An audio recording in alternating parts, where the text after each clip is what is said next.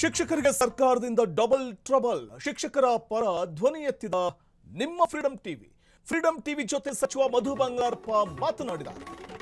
ಶಿಕ್ಷಕರಿಗೆ ಸರ್ಕಾರದಿಂದ double trouble.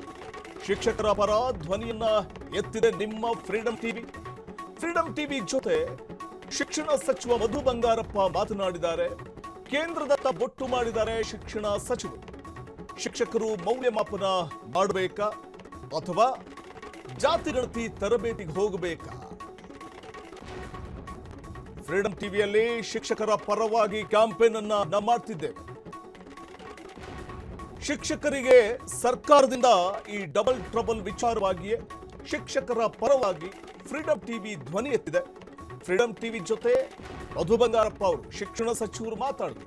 ಆದರೆ ಮಾತಾಡುವಂತಹ ಸಂದರ್ಭದಲ್ಲಿ ಅವರು ಕೇಂದ್ರದತ್ತ ಬೊಟ್ಟು ಮಾಡ್ತಾ ಇದ್ರು. ಶಿಕ್ಷಕರು ಮೌಲ್ಯಮಾಪನವನ್ನ ಮಾಡಬೇಕಾ ಅಥವಾ ಜಾತಿ ಗಣತಿ ತರಬೇತಿಗೆ ಹೋಗಬೇಕಾ? ಈ ಪ್ರಶ್ನೆ ಈಗ ಉದ್ಭವ ಆಗ್ತಾ ಇರುವಂಥದ್ದು. ಯಾಕಂದ್ರೆ ಶಿಕ್ಷಣ ಹಕ್ಕು ಕಾಯ್ದೆ RTA ಆಕ್ಟ್ ಅಡಿಯಲ್ಲಿ ಜನಗಣತಿ, ಚುನಾವಣೆ ಮತ್ತು ವಿಪತ್ತು ಪರಿಹಾರ ಕೆಲಸಗಳನ್ನು ಶಿಕ್ಷಕರಿಗೆ ನೀಡಲಾಗುವಂಥ ಕಡ್ಡಾಯ ಕರ್ತವ್ಯ ಅಂತ ಪರಿಗಣಿಸಲಾಗುತ್ತೆ. ಆದರೆ ಅದರಿಂದ ಅಧಿಕೃತವಾಗಿ ನಿಯೋಜನೆಗೊಂಡಾಗ ಶಿಕ್ಷಕರು ಈ ಕೆಲಸಗಳನ್ನ ನಿರಾಕರಿಸಬೇಕಾ ಬೇಡವಾ ಅನ್ನುವಂಥ ಒಂದು ಪ್ರಶ್ನೆ ಕೂಡ ಉದ್ಭವ ಆಗತ್ತೆ. ಹಾಗಾಗಿ ಶಿಕ್ಷಕರು ಮೌಲ್ಯಮಾಪನ ಮಾಡಬೇಕಾ ಅಥವಾ ಜಾತಿ ಗಣತಿ ತರಬೇತಿಗೆ ಹೋಗಬೇಕಾ ಅನ್ನುವಂಥ ಪ್ರಶ್ನೆ ಇದೀಗ ಕಾಡ್ತಾ ಇರುವಂಥದ್ದು.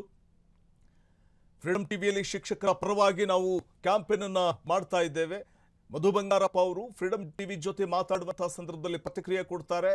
ಆದರೆ ಶಿಕ್ಷಕರಿಗೆ ಸಮಸ್ಯೆ ಆಗುತ್ತೆ ಅಂತ CM ಗಮನಕ್ಕೆ ತಂದಿದ್ದೀನಿ ಅನ್ನುವಂಥ ಮಾತನ್ನು ಕೂಡ ಹೇಳ್ತಾರೆ. ಮಧು ಬಂಗಾರಪ್ಪ ಮಾತನಾಡುವಂತಹ ಸಂದರ್ಭದಲ್ಲಿ ಕೇಂದ್ರದತ್ತ ಬೊಟ್ಟು ಮಾಡ್ತಾರೆ ಶಿಕ್ಷಣ ಸಚಿವ ಮಧು ಬಂಗಾರಪ್ಪ. ಸಾಮಾನ್ಯವಾಗಿ ಈಗ SSLC ಅಥವಾ ದ್ವಿತೀಯ PU ಮೌಲ್ಯಮಾಪನ ನಡೆಯುವಂತಹ ಸಂದರ್ಭದಲ್ಲಿ ಶಿಕ್ಷಕರಿಗೆ ಗಣತಿ ಕೆಲಸದಿಂದ ವಿನಾಯಿತಿ ನೀಡುವುದಕ್ಕೆ ಶಿಕ್ಷಣ ಇಲಾಖೆ ಜಿಲ್ಲಾಧಿಕಾರಿಗಳಿಗೆ ಮನವಿಯನ್ನು ಮಾಡುತ್ತೆ. ಮೌಲ್ಯಮಾಪನ ನಿಗದಿತ ಅವಧಿಯಲ್ಲಿ ಮುಗಿಯಬೇಕಾದ್ದರಿಂದ ಮೌಲ್ಯಮಾಪನ ಕೇಂದ್ರಕ್ಕೆ ಹಾಜರಾಗುವ ಶಿಕ್ಷಕರನ್ನ ತಾತ್ಕಾಲಿಕವಾಗಿ ಗಣತಿ ಕೆಲಸದಿಂದ ಬಿಡುಗಡೆ ಮಾಡಲಾಗುತ್ತೆ. ಆದರೆ ಇಲ್ಲಿ ಈ ಬೆಳವಣಿಗೆ ನೋಡಿದಾಗ ಸಹಜವಾಗಿಯೇ ಕಾಡುವಂತಹ ಪ್ರಶ್ನೆ, ಶಿಕ್ಷಕರು ಮೌಲ್ಯಮಾಪನ ಮತ್ತು ಜಾತಿ ಗಣತಿ ಅಂದರೆ ಅಥವಾ ಜನಗಣತಿ ಈ ಕೆಲಸಗಳ ನಡುವೆ ಸಮನ್ವಯ ಸಾಧಿಸುವ ಕುರಿತು ಸರ್ಕಾರ ಮತ್ತು ಶಿಕ್ಷಣ ಮಂಡಳಿ ಒಂದಷ್ಟು ಮಾರ್ಗಸೂಚಿಗಳನ್ನು ಕೂಡ ಪ್ರಕಟಿಸುತ್ತೆ. ಅದನ್ನು ಅನುಸರಿಸಬೇಕಾಗುತ್ತೆ ಅನ್ನುವಂಥದ್ದು. ಆದರೆ ಇಲ್ಲಿ ಶಿಕ್ಷಕರಿಗೆ ಇದೀಗ ಒಂದು ರೀತಿ ಗೊಂದಲಕ್ಕೆ ಕಾರಣವಾಗ್ತಾ ಇದೆ. ಇದೆಲ್ಲದರ ನಡುವೆ ಫ್ರೀಡಂ ಟಿವಿ ಜೊತೆ ಸಚಿವ ಮಧು ಬಂಗಾರಪ್ಪ ಪ್ರತಿಕ್ರಿಯೆಯನ್ನು ಕೊಡ್ತಾರೆ. ಮಾತಾಡುವಂತಹ ಸಂದರ್ಭದಲ್ಲಿ ಶಿಕ್ಷಕರಿಗೆ ಸಮಸ್ಯೆ ಆಗುತ್ತೆ ಅಂತ ಮುಖ್ಯಮಂತ್ರಿಗಳ ಗಮನಕ್ಕೆ ತಂದಿದ್ದೀನಿ. ಈ ಬಗ್ಗೆ ನಾನೇ ಮುಖ್ಯಮಂತ್ರಿ ಅವರ ಜೊತೆ ಚರ್ಚೆಯನ್ನು ಮಾಡಿದ್ದೆ ಅಂದಿದ್ದಾರೆ. ಈ ವಿಚಾರದ ಬಗ್ಗೆ ಇನ್ನೊಂದು ಬಾರಿ ನಾನು ಚರ್ಚೆ ಮಾಡ್ತೇನೆ ಅನ್ನೋದು ಮಧು ಬಂಗಾರಪ್ಪ ಅವರ ಮಾತು. ಫ್ರೀಡಂ ಟಿವಿ ಜೊತೆ ಸಚಿವ ಮಧು ಬಂಗಾರಪ್ಪ ಎಕ್ಸ್ಕ್ಲೂಸಿವ್ ಆಗಿ ಮಾತಾಡಿದ್ದಾರೆ. ಕೇಂದ್ರದವರೇ ನಿರ್ಧಾರ ಕೈಗೊಂಡಿರೋದ್ರಿಂದ ನಮ್ಮ ಕೈಯಲ್ಲಿ ಏನೂ ಇಲ್ಲ ಅಂದಿದ್ದಾರೆ. ಕರ್ನಾಟಕ ಮಾತ್ರವಲ್ಲ, ಬೇರೆ ರಾಜ್ಯಗಳಲ್ಲೂ ಕೂಡ ಈ ಸಮಸ್ಯೆ ಇದೆ. ಮೌಲ್ಯಮಾಪನ ಸಂದರ್ಭದಲ್ಲಿ ಜನಗಣತಿ ಬೇಡ ಅಂತ ಹೇಳಿದ್ವಿ, ಅದು ಕೇಂದ್ರ ಸರ್ಕಾರ ತಲೆ ಕೆಡಿಸಿಕೊಂಡಂತಿಲ್ಲ ಅಂತ ಮಧು ಬಂಗಾರಪ್ಪ ಫ್ರೀಡಂ ಟಿವಿ ಜೊತೆ ಮಾತಾಡುವಂತಹ ಸಂದರ್ಭದಲ್ಲಿ ಎಕ್ಸ್ಕ್ಲೂಸಿವ್ ಆಗಿ ಅವರು ಹೇಳಿರುವಂಥದ್ದು. ಸದ್ಯದ ಒಂದು ಪರಿಸ್ಥಿತಿಯ ಕುರಿತಾಗಿ ಎಕ್ಸ್ಕ್ಲೂಸಿವ್ ಆಗಿ ಮಾತಾಡಿದ್ದಾರೆ.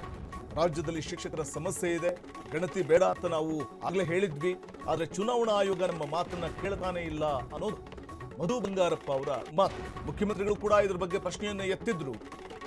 ಹೊರಗಡೆಯಿಂದ ಸಿಬ್ಬಂದಿಯನ್ನು ಬಳಸಿಕೊಂಡು ಜನಗಣತಿ ಮಾಡಿ ಅಂತ ಹೇಳಿದ್ದೆ. ಶಿಕ್ಷಕರು ಒತ್ತಡದಲ್ಲಿ ಕೆಲಸ ಮಾಡ್ತಾ ಇದ್ದಾರೆ, ಇವರ ಸಮಸ್ಯೆ ಅರ್ಥವಾಗುತ್ತೆ, ಆದ್ರೆ ಬೇರೆ ಸಮಯದಲ್ಲಿ ಜನಗಣತಿ ಮಾಡಿ ಅಂತ ಹೇಳಿದ್ರು ಕೇಳ್ತಾ ಇಲ್ಲ. ಶಿಕ್ಷಕರ ವಿಷಯಕ್ಕೆ ನಾವೀಗ ಕೋರ್ಟ್ ಮೊರೆ ಹೋಗಬೇಕಾದಂತಹ ಒಂದು ಪರಿಸ್ಥಿತಿ ಬಂದೊದಗಿದೆ ಅನ್ನುವಂಥ ಮಾತನ್ನ ಹೇಳಿದ್ದಾರೆ. ಮಧು ಬಂಗಾರಪ್ಪ ಎಕ್ಸ್ಕ್ಲೂಸಿವ್ ಆಗಿ ಫ್ರೀಡಂ ಟಿವಿ ಜೊತೆ ಮಾತಾಡಿರುವಂಥದ್ದು.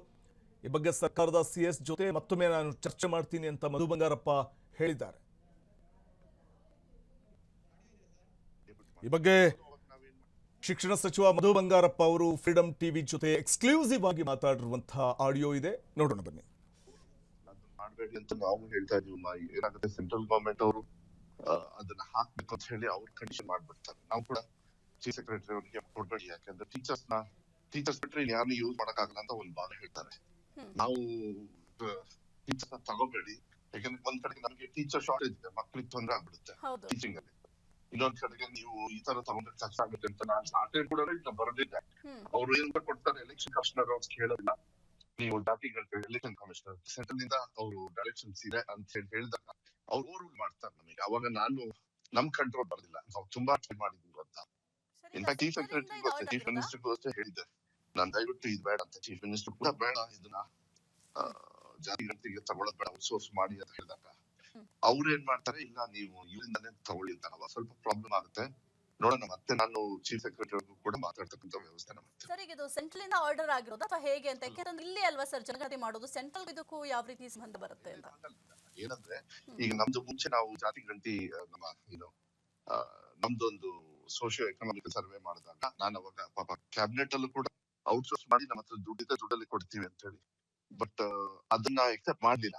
ಈಗಲೂ ಕೂಡ ಸೆಂಟ್ರಲ್ ಗವರ್ಮೆಂಟ್ ಅವ್ರು ಏನ್ ಮಾಡ್ತಾರೆ, ನಮ್ ದೇಶದೊಳಗೆ ಅದೊಂದು ಪ್ರಾಬ್ಲಮ್, ಇದೊಂದು ಮುಂಚೆಯಿಂದನೂ ಕೂಡ ಅದೊಂದು ಅಭ್ಯಾಸ ಆಗಿರೋದು. ಸೆಕೆಂಡ್ ಲೆವೆಲ್ ಅಲ್ಲಿ ಯಾರನ್ನು ಕೂಡ ಟ್ರಸ್ಟೇ ಮಾಡೋದಿಲ್ಲ, ಬೇರೆಯವ್ರ ವ್ಯವಸ್ಥೆನ ನಮ್ ದೇಶದಲ್ಲಿ ಮಾಡ್ಕೊಂಡಿಲ್ಲ. ನೀವು ಬೇರೆಯವ್ರು ತಗೊಳ್ಳಿ ಅಂತ ಹೇಳ್ತೀವಿ. ಈಗ ಫಾರ್ ಎಕ್ಸಾಂಪಲ್ PDOs ಇದ್ದಾರೆ, ವಿಲೇಜ್ ಅಕೌಂಟೆಂಟ್ ಇರ್ತಾರೆ, ಮತ್ತೆ ಬೇರೆ ಆಫೀಸರ್ಸ್ ಇರ್ತಾರೆ, ಅವ್ರನ್ನ ತಗೊಳ್ಳಿ. ಮಕ್ಕಳ ಹಿತದೃಷ್ಟಿಯಿಂದ ದಯವಿಟ್ಟು ತಗೊಳ್ಬೇಡಿ ಅಂತ ಇಷ್ಟೇ ಹೇಳಿದ್ರೂ ಇದೇ ಮಾಡ್ತಾರೆ. ಅದು ಚೀಫ್ ಸೆಕ್ರೆಟರಿ ಅವ್ರಿಗೆ ಅವ್ರು ಬರ್ದ್ಬಿಡ್ತಾರೆ, ಇಲ್ಲ ಟೀಚರ್ಸ್ ನೇ ಡೆಪ್ಯೂಟ್ ಮಾಡಿ ಅಂತ. ಅದರಲ್ಲೂ ಅವಾಗ ನಾವೇನ್ ಮಾಡ್ತೀವಿ, ಈ SSLC ಪರೀಕ್ಷೆ ಟೀಚರ್ಸ್ ನ ಬಿಟ್ಟು ಬೇರೆ ಟೀಚರ್ಸ್ ನಾದ್ರೂ ತಗೊಳ್ಳಿ ಅಂತ ಹೇಳ್ತೀವಿ. ಕೆಲವು ಸತಿ ಫೋರ್ಸ್ ಮಾಡ್ಬಿಡ್ತಾರೆ. ನಾನು ಐ ಕಾಂಟ್ ಓವರ್ ರೂಲ್. ನಮ್ಮ ಸ್ಟೇಟ್ ಗವರ್ಮೆಂಟ್ ಅಲ್ಲಿ ಎಲೆಕ್ಷನ್ ಕಮಿಷನರ್ ರೂಲ್ಸ್ ಏನಿರ್ತಾರೆ ಅದನ್ನ ನಾವು ಓವರ್ ರೂಲ್ ಮಾಡೋದಕ್ಕೆ ಆಗೋದಿಲ್ಲ, ಕಷ್ಟ ಆಗ್ತದೆ. ಅದು ಐ ಥಿಂಕ್ ಇಟ್ಸ್ ಅ ಬ್ಯಾಡ್ ಅಭ್ಯಾಸಗಳು ಮುಂಚೆಯಿಂದ ಮಾಡ್ಕೊಂಡು ಬಂದ್ಬಿಟ್ಟಿದ್ದಾರೆ. ಈಗ ನಾನು ಒಂದೇ ಸರಿಗೆ ತೆಗಿಬೇಕು ಅಂದ್ರೆ ಅವ್ರಿಗೆ ಸೆಕೆಂಡ್ ಆಪ್ಷನ್ ಇಲ್ಲ, ಅವ್ರಿಗೆ ತೆಗಿಬೇಕು. ನನ್ನ ಪ್ರಕಾರ ಕೇಳಿದ್ರೆ ಇದು ತೆಗಿಬೇಕು, ಏನಾದ್ರು ಒಂದು ಆಪ್ಷನ್. ಸೆಂಟ್ರಲ್ ಗವರ್ಮೆಂಟ್ ಅವರು ಸ್ಟೇಟ್ ಗವರ್ಮೆಂಟ್ ಅವರೆಲ್ಲ ಮಾತಾಡ್ಕೊಂಡು ಅವರಿಂದನೇ ಬರ್ಬೇಕಾಗೋದು. ನಾವು ರೆಡಿ ಇದೀವಿ. ಬೇರೆ ಯಾವ್ದಾದ್ರು ಮೋಸ್ಟ್ಲಿ ಐ ಥಿಂಕ್ ಈ PDOs ಇವರಿಗೆಲ್ಲ ಚೆನ್ನಾಗಿ ಗೊತ್ತಿರ್ತಾರೆ, ಟೀಚರ್ಸ್ ಗಿಂತಲೂ ಚೆನ್ನಾಗಿ ಗೊತ್ತಿರ್ತಾರೆ. ಪಾಪ ಟೀಚರ್ಸ್ ತುಂಬಾ ಒತ್ತಡದ ಮೇಲೆ ಕೆಲಸ ಮಾಡ್ತಾರೆ. ಇನ್ಫ್ಯಾಕ್ಟ್ ಅವ್ರಿಗೆ ದುಡ್ಡು ಕೊಡೋದು ಇಂಪಾರ್ಟೆಂಟ್ ಅಲ್ಲ ಸರ್. ಈಗ ಆಲ್ರೆಡಿ ಟೀಚರ್ಸ್ ಕೊರತೆ ಇದೆ. ಮಕ್ಕಳಿಗೆ ಒಂದು ಶಿಕ್ಷಣ ಬೇಕು ಅಂತಂದ್ರೆ ಉತ್ತಮವಾದ ಟೀಚರ್ಸ್ ಇರಲೇಬೇಕು. ಟೀಚರ್ಸ್ ಶಾರ್ಟೇಜ್ ಇರುವಂತಹ ಸಂದರ್ಭದಲ್ಲಿ ಈಗ ಟೀಚರ್ಸ್ ಕೂಡ ಈ ಒಂದು ಜನಗಣತಿ ಯೂಸ್ ಮಾಡ್ಕೊಂಡ್ರೆ, ಮುಖ್ಯವಾಗಿ SLC ಈ ಒಂದು ಮೌಲ್ಯಮಾಪನ ವ್ಯಾಲ್ಯೂಯೇಷನ್ ಮಾಡುವಾಗ ಈ ಒಂದು ಒತ್ತಡ ಕೂಡ ಇರುತ್ತೆ. ಅಯ್ಯೋ, ನಾವು ಈಗ ಟ್ರೈನಿಂಗ್ ಹೋಗ್ಬೇಕು ಜನಗಣತಿಗೆ, ಆ ಒಂದು ಒತ್ತಡದಲ್ಲಿ ಏನಾದ್ರೂ ರಾಂಗ್ ಆಗಿ ವ್ಯಾಲ್ಯೂಯೇಷನ್ ಆದ್ರೆ ಮಕ್ಕಳ ಭವಿಷ್ಯದ ಗತಿ ಏನಾಗ್ಬೇಕು, ಇದು ಯಾವ್ದು ಕೂಡ ಯಾರು ಯೋಚನೆ ಮಾಡ್ತಾ ಇಲ್ವಾ ಅಂತ. ನಾನೇನ್ ಹೇಳ್ತಾ ಇದ್ದೀನಿ ಅದನ್ನೇ ನೀವು ಹೇಳ್ತಾ ಇದ್ದೀರಾ. ನಾವು ತೆಗಿದಿ ಅಂತ ಹೇಳ್ತಾ ಇದೀವಿ. ಚೀಫ್ ಸೆಕ್ರೆಟರಿ ಕೂಡ ನಾವು ಕೊಡೋದಿಲ್ಲ ಅಂತಾನು ಹೇಳಿದ್ವಿ. ಹೇಳಿದ್ದಾರೆ. ಸೆಂಟ್ರಲ್ ಗವರ್ಮೆಂಟ್ ಹೇಳಿದ್ರೆ ಈ ತರ ಕಷ್ಟ ಆಗ್ಬಿಡುತ್ತೆ ಕೆಲಸಕ್ಕೆ. ಬಟ್ ಇದು ನಮ್ಮ ದೇಶದೊಳಗೆ ಬೇರೆ ಆಪ್ಷನ್. ಇದು ಬರೀ ಕರ್ನಾಟಕದಲ್ಲ, ಇಡೀ ರಾಜ್ಯದಲ್ಲಿ ಎಲ್ಲಾ ಕಡೆ ಕೂಡ ಶಿಕ್ಷಕರನ್ನ ಉಪಯೋಗ ಮಾಡ್ಕೊಳ್ತಾರೆ. ನಾನು ಮನವಿ ಮಾಡೋದು ಸೆಂಟ್ರಲ್ ಗವರ್ಮೆಂಟ್ ಕೂಡ ಬದಲಾವಣೆ ಮಾಡಿ, ಇನ್ಮೇಲೆ ರೂಲ್ಸ್ ನ ಬದಲಾವಣೆ ಮಾಡಿ, ಎಲೆಕ್ಷನ್ ಕಮಿಷನರ್ ಇಂದ ಬೇರೆ ತಗೊಳ್ಬೇಕು. ನಾವ್ ಹಿಂಗೆ ತೊಂದರೆ ಆಗುತ್ತೆ ಅಂತಾನೆ ಬರ್ದಿದ್ದೀವಿ. ಚೀಫ್ ಸೆಕ್ರೆಟರಿ ಅವರು ಪಾಪ ಬರ್ದಿರ್ತಾರೆ ಮೋಸ್ಟ್ಲಿ, ಬಟ್ ಅವ್ರಿಗೆ ಈ ತರ ಡೈರೆಕ್ಷನ್ ಬಂದಾಗ ಸೆಂಟ್ರಲ್ ಗವರ್ಮೆಂಟ್ ಇಂದ ಕೆಲವು ವಿಚಾರದಲ್ಲಿ ಇಂಥ ವಿಚಾರದಲ್ಲಿ ನಾವು ಕಂಟ್ರೋಲ್ ಬರೋದಿಲ್ಲ. ಬಟ್ ಬದಲಾವಣೆ ಮಾಡೋದು ಒಳ್ಳೇದು. ಇದು ಡಿಸ್ಕಷನ್ ಆಗಿ ಬದಲಾವಣೆ ಆಗೋದು ಒಳ್ಳೇದು. ಸರ್, ಬದಲಾವಣೆ ಮಾಡೋದಕ್ಕೆ ಅವ್ರಿಗೆ ಏನ್ ಪ್ರಾಬ್ಲಮ್ ಏನಾಗ್ತಿದೆ ಅಂತ, ಔಟ್ಸೋರ್ಸ್ ಸಿಗ್ತಾ ಇಲ್ವಾ ಅಥವಾ ಏನ್ ಪ್ರಾಬ್ಲಮ್ ಏನಾಗ್ತಿದೆ? ಹಂಗೇನಾದ್ರು ಅವ್ರಿಗೆ ಏನಾದ್ರು ಗಣತಿ ಮಾಡ್ಬೇಕಂದ್ರೆ ಇನ್ನೊಂದು ಆಪ್ಷನ್ ಈ ಟೈಮ್ ಅಲ್ಲಿ ಮಾಡಬಾರ್ದು, ಬೇರೆ ಟೈಮ್ ಅಲ್ಲಿ ಮಾಡ್ಬೇಕು. ಅದು ತಪ್ಪೆ.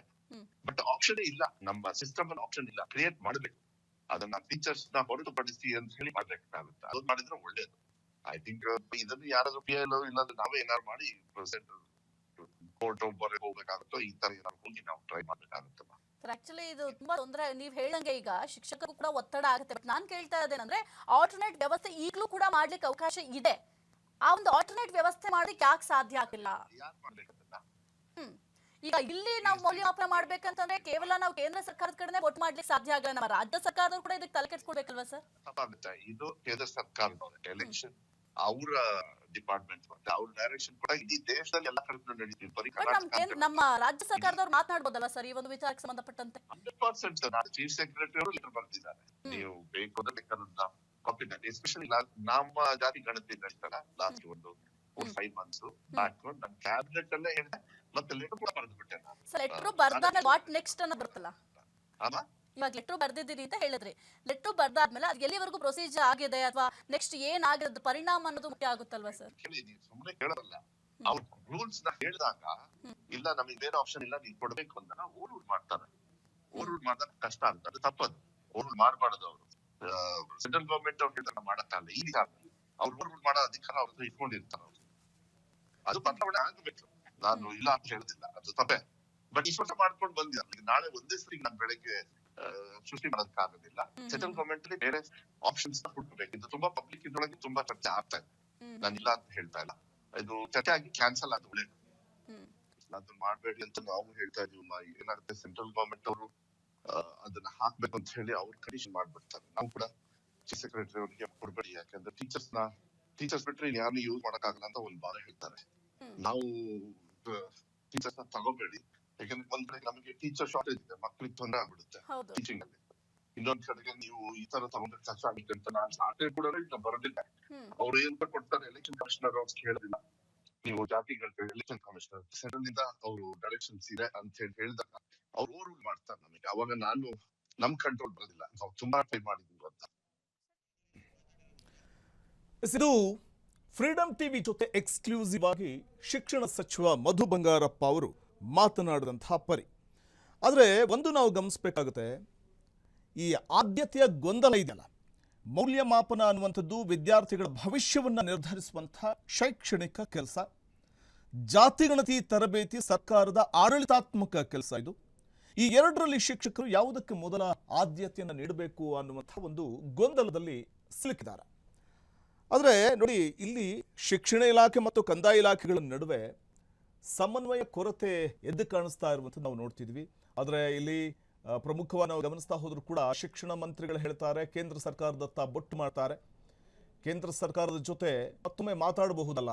ಅಂದರೆ ಇಲ್ಲಿ ಮೌಲ್ಯಮಾಪನ ಮಾಡಬೇಕಾದಂಥ ಶಿಕ್ಷಕರಿಗೆ ಒತ್ತಡ ಬಿದ್ದರೆ ಅದು ವಿದ್ಯಾರ್ಥಿಗಳ ಒಂದು ಮೌಲ್ಯಮಾಪನ ಮಾಡುವಂಥ ಸಂದರ್ಭದಲ್ಲಿ ಆ ಒತ್ತಡದಲ್ಲಿ ಸರಿಯಾಗಿ ವ್ಯಾಲ್ಯೂಯೇಷನ್ ಆಗಿಲ್ಲ ಅಂತಂದರೆ ಅದು ವಿದ್ಯಾರ್ಥಿಗಳ ಭವಿಷ್ಯಕ್ಕೂ ಕೂಡ ಬಹುದೊಡ್ಡ ರೀತಿಯಲ್ಲಿ ಪೆಟ್ಟು ಬೀಳುವಂಥ ಸಾಧ್ಯತೆ ಇರುತ್ತೆ ಅನ್ನುವಂಥದ್ದನ್ನು ಕೂಡ ಮನಗಾಣಬೇಕಾಗುತ್ತೆ ಸರ್ಕಾರ ಅಥವಾ ಶಿಕ್ಷಣ ಸಚಿವರು.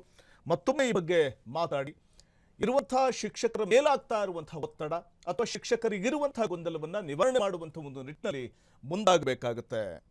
ಕ್ಷಣ ಕ್ಷಣದ ಸುದ್ದಿಗಳಿಗಾಗಿ ಫ್ರೀಡಂ ಟಿವಿ ಸಬ್ಸ್ಕ್ರೈಬ್ ಮಾಡಿ, ಲೈಕ್ ಮಾಡಿ ಹಾಗೂ ಫಾಲೋ ಮಾಡಿ. ಹೊಸ ಸುದ್ದಿಗಳ ನೋಟಿಫಿಕೇಶನ್ಗಾಗಿ ಬೆಲ್ ಐಕಾನ್ ಮೇಲೆ ಕ್ಲಿಕ್ ಮಾಡಿ.